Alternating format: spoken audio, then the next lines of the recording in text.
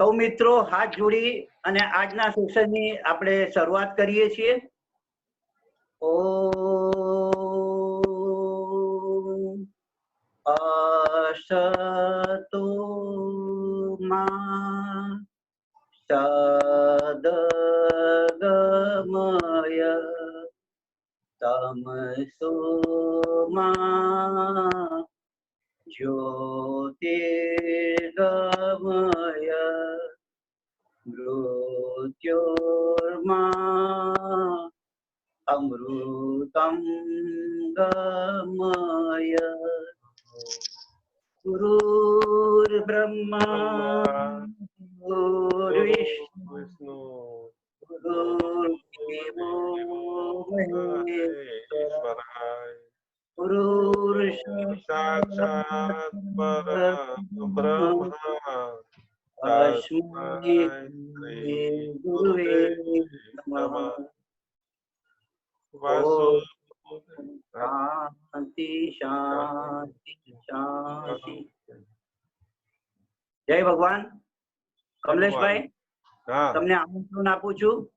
આજના સેશનની શરૂઆતમાં તમે કંઈક કહો, ત્યાર પછી આપણે આજના વિષય પર આગળ વધશું. ઓકે, જય ભગવાન. અત્યારે મહેશભાઈ બહુ સરસ એક ઇનિશિયેટિવ લીધું છે અને કાફી સારા મેમ્બર આવેલા છે, તો બધાને પહેલા તો વેલકમ કરી રહ્યો છું. તો આપ સૌનું સ્વાગત છે.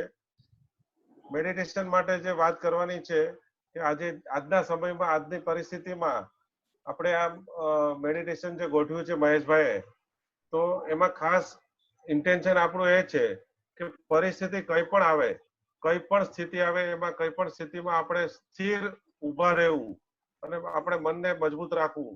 તો કેવી રીતે? તો એ ધ્યાનમાં આપણે જેમ જેમ જશું એ રીતે આપણને ખ્યાલ આવશે. તો ધ્યાન આપણે રેગ્યુલર જો કરતા રહેશું તો આપણા વિચારોની માત્રા ઓછી થશે. જેમ જેમ આપણા વિચારો ઓછા થશે એમ એમ આપણને કોઈ પણ જાતનું ડિપ્રેશન નહીં આવે. અને અત્યારે જે નવું નવું આપણને કઈ જાણવા મળે કે ભાઈ આજે આ એરિયા લોકડાઉન થઈ ગયો, આ એરિયા લોકડાઉન, તો આ સમાચારો આપણને છે ને ટેન્શનમાં લઈ જાય છે. તો આ પરિસ્થિતિમાં વિપස්සના જે તમને સ્ટેબલ રાખશે. તો એક અત્યારે મહેશભાઈ ઇનિશિયેટિવ લીધું છે, તો આપણે મહેશભાઈની પ્રમાણે આગળ વધશું. Thank you. સર્વેને મારા વંદન. Meditation is better than medication. 7 ચરણમાં આપણે આ શૃંખલાને વેચી છે. પહેલું ચરણ આપણે પરમ દિવસે કર્યું. આ દરેક સેશન પોતાનામાં કમ્પ્લીટ છે, કમ્પ્લીટ ઇન ઇટસેલ્ફ. એટલે તમારે કોઈએ ચિંતા કરવાની જરૂર નથી કે આપણે ફર્સ્ટ સેશન નથી કર્યું તો આપણે આ સેશનમાં શું કરવું એની આપણને ખબર નથી. ફક્ત તમારે એટલું ધ્યાન રાખવાનું છે કે 40 મિનિટ અનડિસ્ટર્બ બેસવું મારી સાથે, અને આપણે જે પણ પ્રયોગ કરવા જઈએ તેને અભિપ્સાથી ગ્રહણ કરજો, સ્વીકાર કરજો, અને એ પ્રમાણે એમાં ગતિ થશે તમારી. આપણે બધાએ સાંભળ્યું છે કે 7 સ્વર્ગ છે અને 7 નરક છે. આ કોઈ ભૌગોલિક સ્થાનોની વાત નથી. કદાચ હોય પણ ખરા અને ન પણ હોય, પરંતુ સ્વર્ગની અનુભૂતિ થઈ શકે છે અને નરકની પણ અનુભૂતિ થઈ શકે છે. કેટલાક રસ્તાઓ એવા છે કે જેના પર આગળ વધીએ તો સ્વર્ગની અનુભૂતિ થાય, અને કેટલાક રસ્તાઓ એવા છે કે એના પર આગળ વધીએ તો આ જ પૃથ્વી લોક પર આપણને નર્કની પણ અનુભૂતિ થાય. એટલે આપણે આ 7 ચરણમાં સ્વર્ગ સુધી પહોંચવાનો રસ્તો શું છે એની વ્યાખ્યા કરશું. અને એ સ્વર્ગ સુધી પહોંચવાનો રસ્તો છે ધ્યાન, મેડિટેશન. કહેવાય છે કે મેડિટેશન ઇઝ અલ્ટિમેટ એલ્કેમી. તમારી ચેતનાનું પરિવર્તન કરવાની કોઈ વિધિ હોય તો એ છે ધ્યાન. ભગવાન મહાવીરે કહ્યું છે કે મનુષ્ય પોતાનો પરમ મિત્ર છે અને મનુષ્ય જ પોતાનો પરમ શત્રુ પણ છે. તો ધ્યાન એટલે સ્વયં સાથે મિત્રતા કેળવવાનો સુઅવસર. એક મિત્રે પૂછ્યું છે કે ધ્યાન શું છે. તો ધ્યાન એટલે સ્વયંની ચેતના સાથે જીવનું શિવ સાથે મિલન, નિશબ્દથી શબ્દની યાત્રા અને આકારનું નિરાકાર સાથેનું મિલન.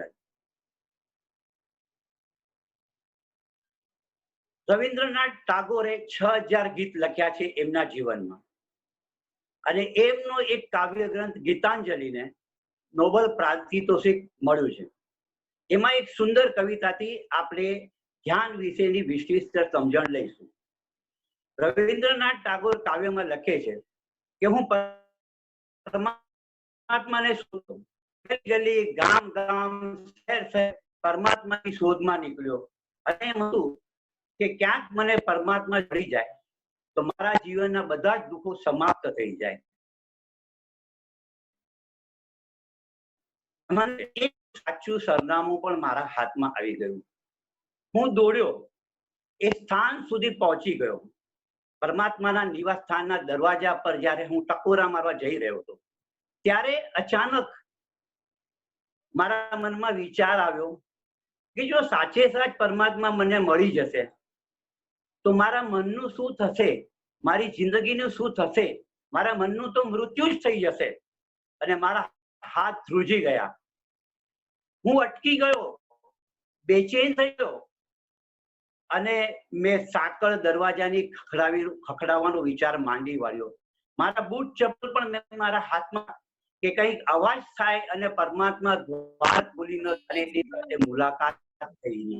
હું પાછો ઘર તરફ ભાગી નીકળ્યો. એટલે મારો ફોટો અંદર આવે સાથે એ લોકોને કે આજે પણ હું પરમાત્માને શોધું છું, પણ ક્યારેય હું એ સ્થાન પર નથી જતો કે જે સ્થાન પર એ છે એની પર છે. આપણે મંદિરોમાં, મસ્જિદોમાં, ગુરુદ્વારોમાં, ચર્ચમાં, ધર્મસ્થાનોમાં જઈએ, ક્યારેય આપણે આપણી અંદર જતા નથી.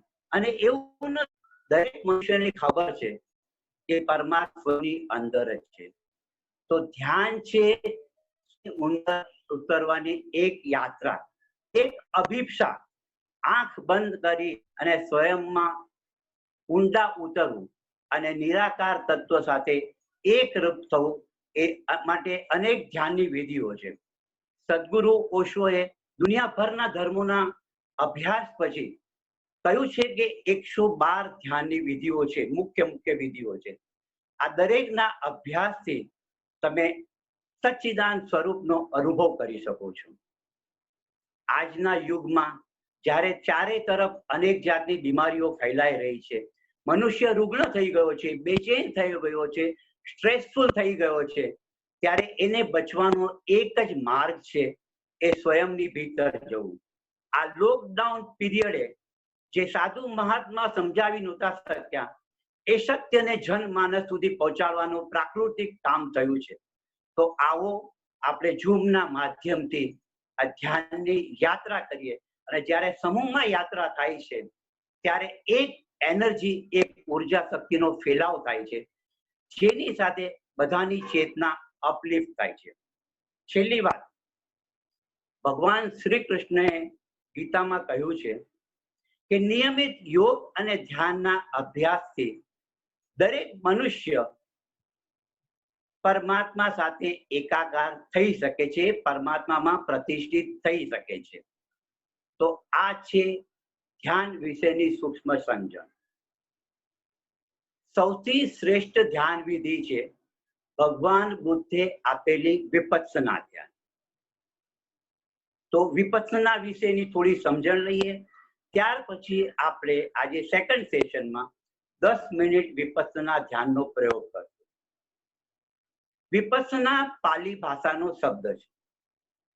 વી નો અર્થ છે विशेष रूप थी, विशेष रूप थी। पस्सना का अर्थ है देखना, तो विपस्सना का अर्थ है विशेष रूप से देखना। भगवान के बुद्ध के दो ग्रंथ है, सती पद्म उपासना और महासती पद्म उपासना। सती पद्म उपासना का अर्थ है जागरण के पर आधारित धर्म का प्रवचन या धर्म सूत्र। दूसरा है महासती पद्मासना, उसका मतलब है जागरण पे आधारित धर्म के महान सूत्रों का अभ्यास। इसमें विपස්සना का गहराई से समझ दी गई है। 4 तरह की विपස්සना है, 4 तरह की विपස්සना है। पहली विपස්සना कायो विपස්සना, दूसरी विपස්සना वेदना उपासना, तीसरी चित्त विपස්සना और चौथी धर्म विपස්සना। पहली काया विपස්සना का मतलब है कि हमारा जो शरीर है उसकी साधना करनी, उसको देखना गहराई से, और हमारा पूरा जीवन श्वास पे आधारित है। श्वास है तो हम है, श्वास नहीं तो हमारी मृत्यु है। तो भगवान बुद्ध ने आनापान सती योग के ध्यान की विधि दी है। आनापान सती योग का मतलब होता है आती जाती श्वास को गहराई से देखना। योग शास्त्र कहता है 2 प्रकार की श्वास की गति है। पहली गति जो नाभि से नीचे की और हृदय से नीचे की ओर जाती है उसे कहते हैं अपान, और जो ऊपर की ओर गति करती है उसके कहते हैं प्राण। तो आनापान का मतलब होता है प्राण और अप्राण वायु को यानी श्वास को गहराई से देखना। जैसे ही हम देखना शुरू करते हैं तो उसका प्रभाव हमारे शरीर पर पड़ता है। हमारा शरीर भी बेचैन रहता है और हमारा मन भी बेचैन रहता है। तो इस अभ्यास से हमारा शरीर धीरे धीरे स्थिर होती जाएगा और फिर हमारा मन भी स्थिर होता जाएगा। तो विपස්සना का पहला पार्ट है श्वास को गहराई से देखना। आपको सिर्फ आती जाती श्वास जैसी भी हो, टीबी हो, उबड़ खाबड़ हो, उसको सिर्फ देखना है। दूसरी विपස්සना कायो विपස්සना में कि हमारे एक एक शरीर को अंग को देखना, ध्यान एक एक अंग पर ले जाना और एक एक अंग को देखना। इसके साथ जैसे हम चल रहे हैं तो सिर्फ चलने पे ध्यान देना। अगर हम और किसी जगह पे ध्यान को बांटते हैं तो चलने का अनुभव हमें नहीं होता है। तो भगवान बुद्ध कहते हैं श्वास से शुरू करके जीवन की हर क्रिया को देखना वो ध्यान का पहला चरण है। दूसरी है वेदना उपासना। जैसे ही हम शरीर को देखना शुरू करेंगे तो शरीर पे कई जगह पे संवेदनाएं होगी, शरीर का थोड़ा अनुभव हमें होने लगेगा और शरीर की जो दुख है, वेदना है, वो बाहर आएंगे। क्योंकि बहुत सारी वेदनाएं मन की है, शरीर की कम है। तो हम दवाई तो लेते हैं लेकिन इस वेदना के साथ जो हमारा तादात्म्य भाव है उसे हम छोड़ते नहीं है, इसलिए वेदनाएं बढ़ती है, दर्द बढ़ते हैं। तो दूसरा प्रयोग शरीर में जो भी होगा, स्पंदनें होगी, संवेदनाएं होगी या दर्द होगा, उसको तादात्म्य भाव तोड़ के सिर्फ देखना। जैसे हम गहराई से देखेंगे तो हमारा जो एसोसिएशन है शरीर के साथ, मन के साथ का, वो ब्रेक हो जाएगा और हमारी गति चेतना की ओर हो जाएगी। तीसरा प्रयोग है चित्त उपासना। चित्त 2 प्रकार के, चित्त यानी मन, मन 2 प्रकार के हैं, एक फेमिनिन माइंड, दूसरा मेल माइंड। हर पुरुष के अंदर स्त्री भी है और पुरुष है, कोई भी व्यक्ति पूरा नहीं है। 50% स्त्री है, 50% पुरुष है, और आत्मा न तो स्त्री है न तो पुरुष है। जैसे प्रत्येक मनुष्य के अंदर 2 नाड़ियां रहती है, ईडा और पिंगला। ईडा नाड़ी स्त्रीण चित्त का प्रतीक है, पिंगला नाड़ी पुरुष चित्त का प्रतीक है। तो जब हम ध्यान में जाएंगे तो दोनों ये हमारे आग्रह पूर्ण चित्त है। स्त्री चित्त का भी आग्रह है, पुरुष चित्त का भी आग्रह है। तो हमें बीच में संयम को साधना है, ध्यान को साधना है। तो जो हमारा आग्रहपूर्ण चित्त है, उसे छोड़ना है। ये तीसरी चित्त उपासना का अभ्यास है। क्योंकि शुभ का भी आग्रह रहता है, अशुभ का भी आग्रह रहता है। तो ये दोनों को आग्रह को छोड़ के, ये दोनों मन की प्रक्रिया है, तो उसको छोड़ के बीच में प्रस्थापित होना है। तो हमें हमारे आग्रह वाले को सिर्फ है ऑब्जर्व करना है। लास्ट है वो है धर्म उपासना। धर्म यानी क्या? धर्म न यानी कोई सांप्रदायिकता नहीं। जैन, मुस्लिम, हिंदू, बुद्ध, ईसाई ये धर्म नहीं है। धर्म उपासना यानी जो कॉस्मिक लॉ है, जो परमात्मा का नियम है, जो यूनिवर्स का ब्रह्मांड का नियम है, उसको गहराई से समझना। और वो नियम ग्रेविटेशन फोर्स जैसा नियम है, गुरुत्वाकर्षण जैसा नियम है।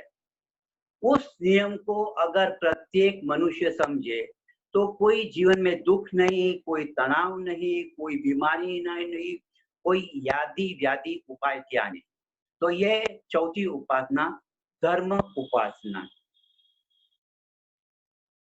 ये पूरा विपश्यना का साइंस है। तो धर्म उपासना जैसे करेंगे वैसे ही हम भीतर हमारी चेतना की लौ के साथ जुड़ जाएंगे। और ये जो हमारी चेतना की लौ है वो प्रभावित होती है विचारों से, वासनाओं से, इच्छाओं से, कामनाओं से। ध्यान का अर्थ है कि भीतर देखना, हमारे भीतर क्या क्या दबा हुआ है, क्या क्या हमारे मन की आकांक्षा है, क्या क्या हमारे मन के डर है।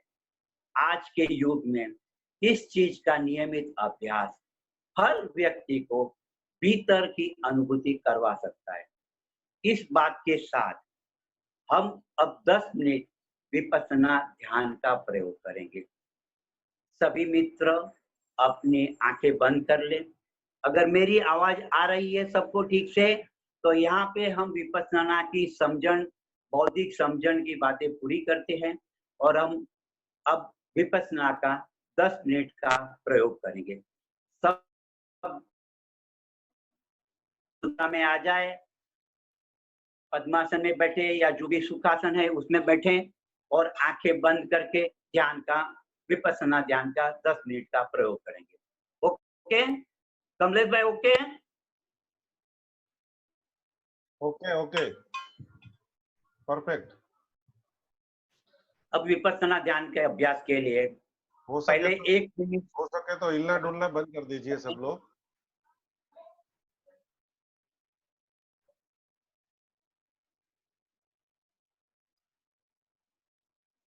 आंखें बंद, बिल्कुल सहजता से, बिल्कुल आराम से रीढ़ को सीधी रखे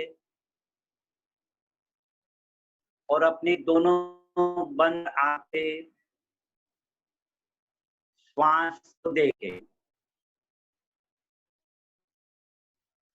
वो नहीं हो रहा है तो एक आध दो गहरी श्वास लेंगे और श्वास को देखे। ये रही श्वास भीतर जा रही है,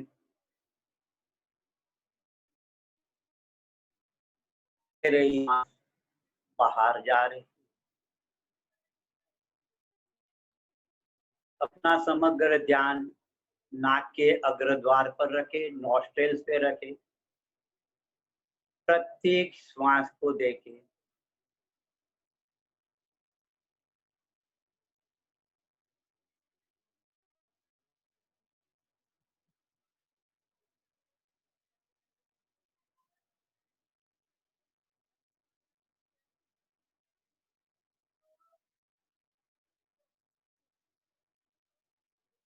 सिर्फ श्वास को दे रहे, श्वास भीतर गई, श्वास बाहर आई।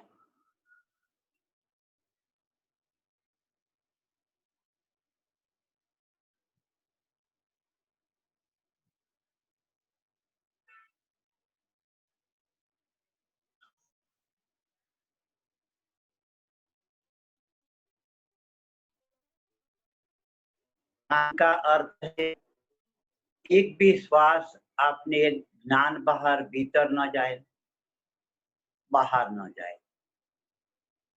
जागृति ध्यान का पहला चरण श्वास के प्रति जागृत है।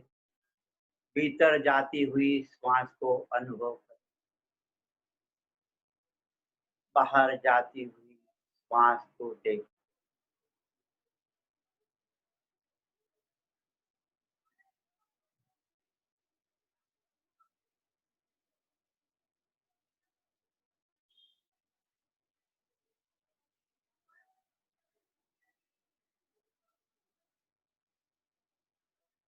अपना समग्र ध्यान श्वास पर रखें।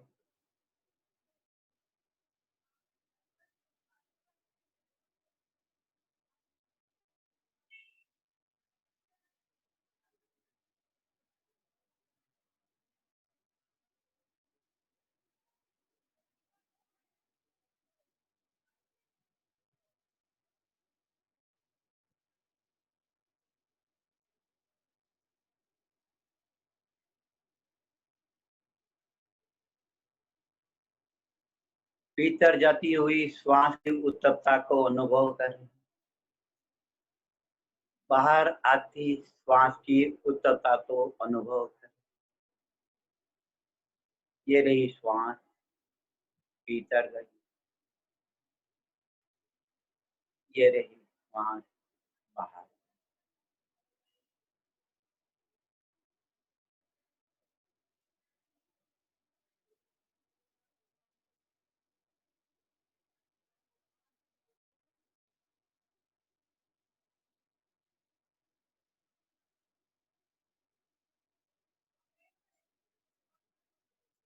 जैसे जैसे आपकी एकाग्रता सांस पे बढ़ेगी, वैसे वैसे ही आप पाएंगे कि भीतर चित्त शांत होता गया, विचार विलीन होते गए, शरीर भी अकंप होता गया। शरीर अकंप होता है तो मन अकंप होता है, और मन अकंप होता है तो शरीर भी अकंप होता है। ध्यान श्वास पे रखें।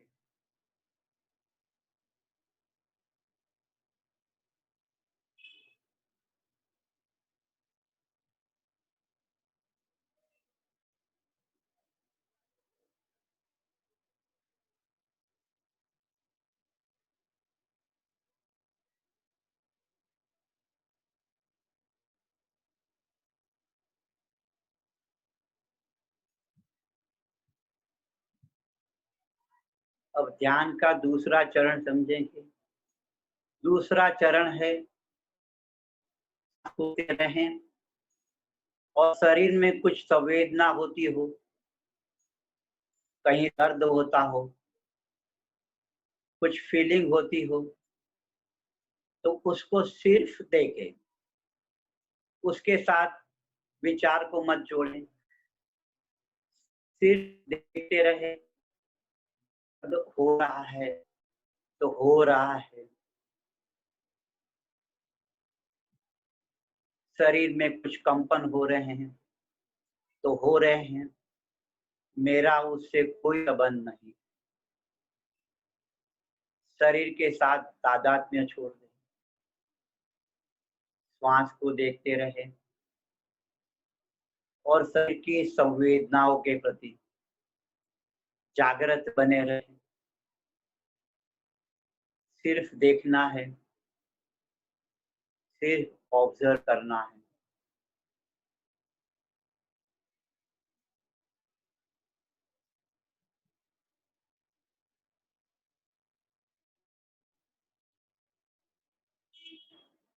मन कहीं भटकता हो तो वापस ध्यान श्वास पे ले जाए।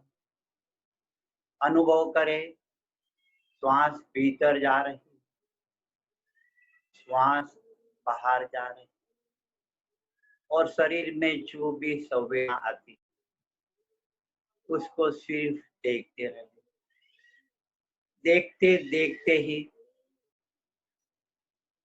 शरीर के साथ तादात्म्य का भाव अपने आप विलीन होते जाए।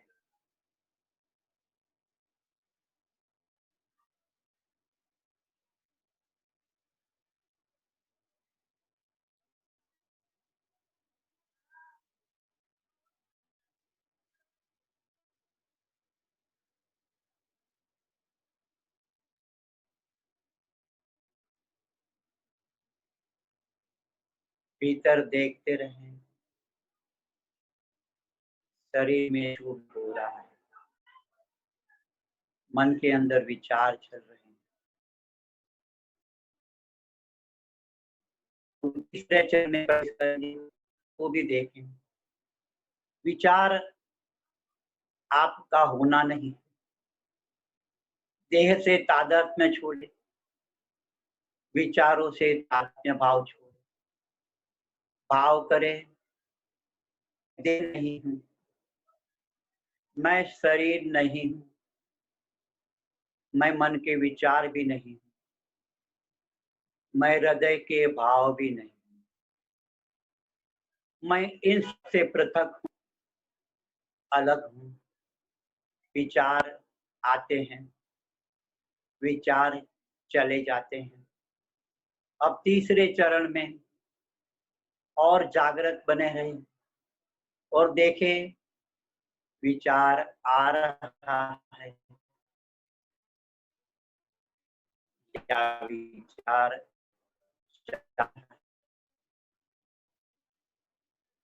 किसी विचार के प्रति अच्छा है या बुरा है, मुझे आना चाहिए या नहीं आना चाहिए, मुझे लाभदायी है या गैर लाभदायी है, इसकी झंझट में ना पड़े। तब विचार को सिर्फ देखें।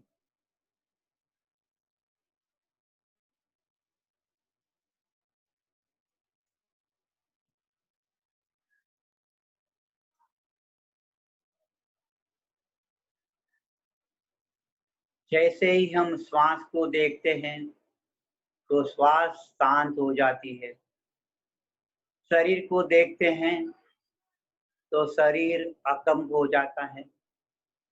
वैसे ही अगर विचार को देखें तो विचार कम होते जाएंगे, विचार विलीन होते जाएंगे और दो विचारों के बीच एक छोटा सा अंतराल अनुभव करेंगे।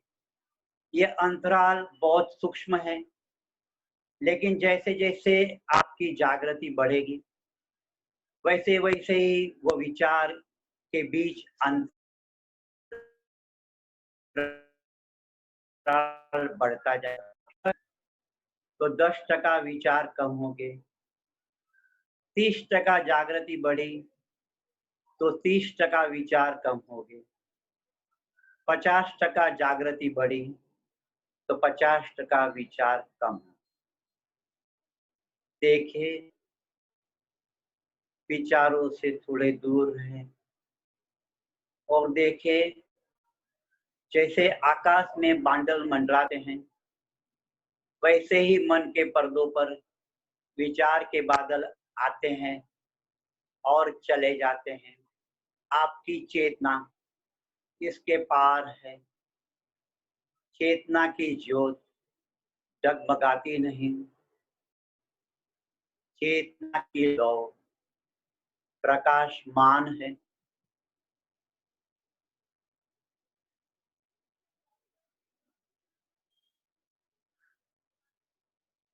अंतिम 2 मिनट के लिए तीनों चरणों का साथ में प्रयोग करेंगे।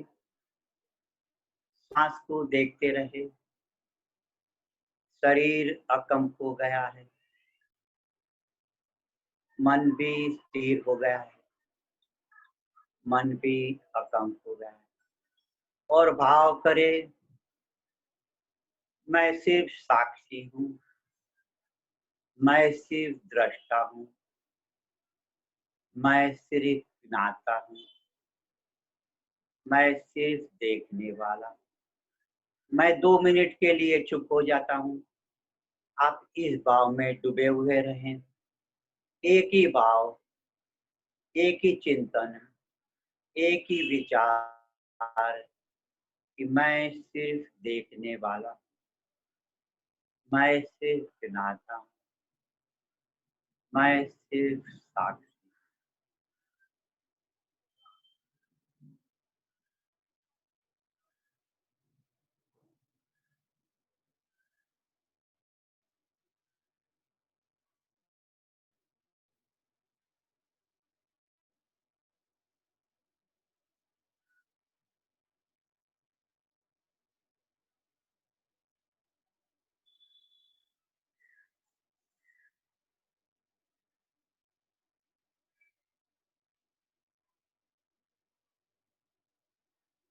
बुद्ध का अंतिम सूत्र है अपदीपो भवो, अपने दिए खुद बनो।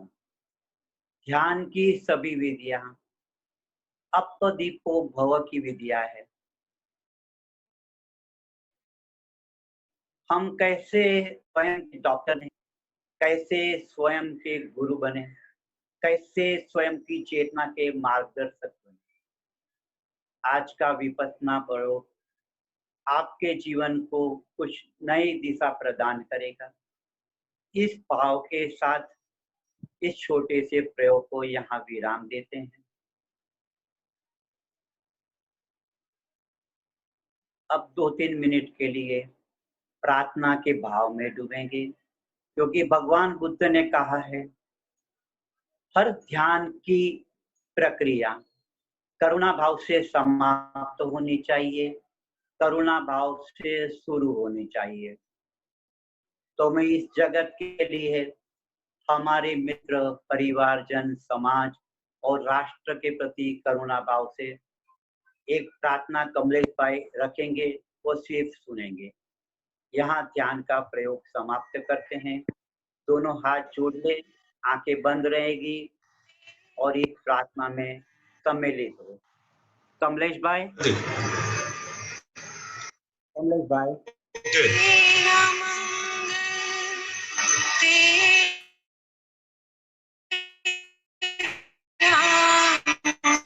तेरा मंगल होए रे, सबका मंगल, सबका मंगल, सबका मंगल होए रे। जिस गुरुदेव ने धर्म दिया है, उनका मंगल होए रे। जिस जननी ने जन्म दिया है, उसका मंगल होए रे। पाला पोसा और बढ़ाया, उस पिता का मंगल होए रे। इस जगत के सब दुखियारे प्राणी का मंगल होए रे। जल स्थल में और गगन में सबका मंगल होए रे। अंतर मन की गांठें टूटे, अंतर निर्मल होए रे। राग द्वेष और मोह मिट जाए, शील समाधि होए रे। शुद्ध धर्म धरती पर जागे, पाप पराजित होए रे।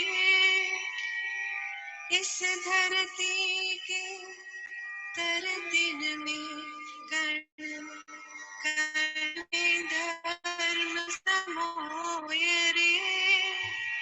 शुद्ध धर्म जन जन में जागे, घर घर शांति समोए रे,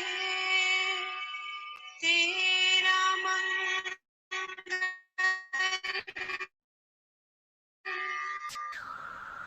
मेरा मंगल सब रे।